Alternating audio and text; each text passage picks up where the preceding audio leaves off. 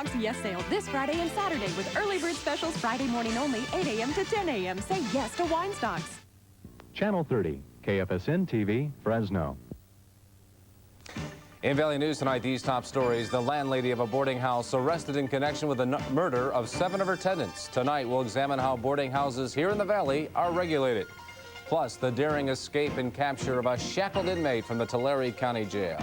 In sports, a bird on the mend is worth troubles in Boston.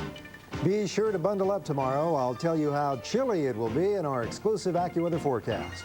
Also in the news, how women helped the United States win World War II. Part 4 of our special report, Valley War and Remembrance. These stories and more now on Action News. This is Action News, the Valley's #1 newscast with Don Postles and Liz Harrison. Dan Taylor on sports and Angelo Stallas with the AccuWeather forecast.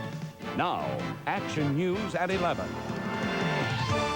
Good evening. Liz Harrison still on maternity leave.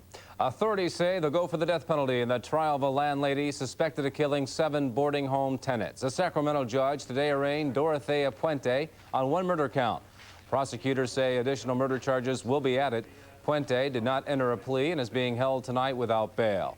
Police named the ex-con as a suspect after finding 7 bodies buried in the yard of her Sacramento boarding house. Authorities say Puente killed her tenants for their Social Security checks. Authorities arrested Puente last night in Los Angeles after receiving a tip. An L.A. widower met her at a bar and says Puente seemed friendly, yet he knew something wasn't right. Everybody in the place. The picture kept coming back from the morning news. She asked me about my income, and I told her, I said, well, I live on a very limited income. I live on Social Security disability. She seemed to know the figures. She was interested in maybe getting together and sharing an apartment. Mm-hmm. Didn't you think that was weird? Well, yeah.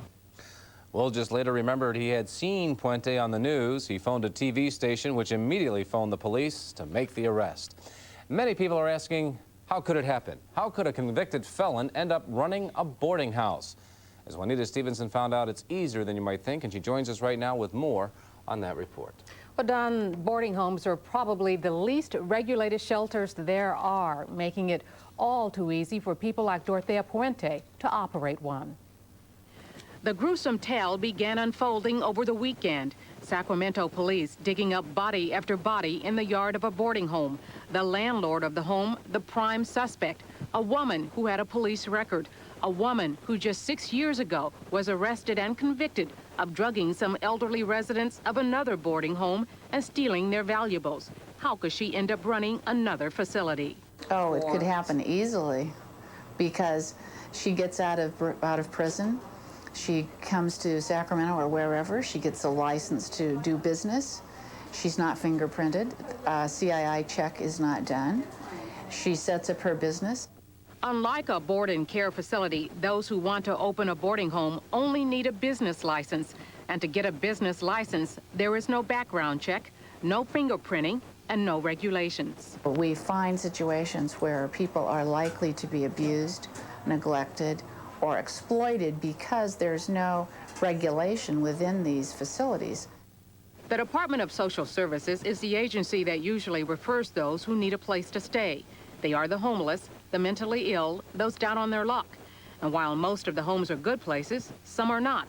Linda Marinian says she knows of 2 such places in Fresno, boarding homes she will no longer refer clients to. She told us why. We found women getting raped. We found elderly people being physically assaulted and needing hospitalization. We found unsanitary conditions, towels and washcloths and sheets not being changed regularly. Ann Marinian says it's not unusual to find operators who financially abuse their clients. But even if the police are called in, these cases are difficult to prosecute.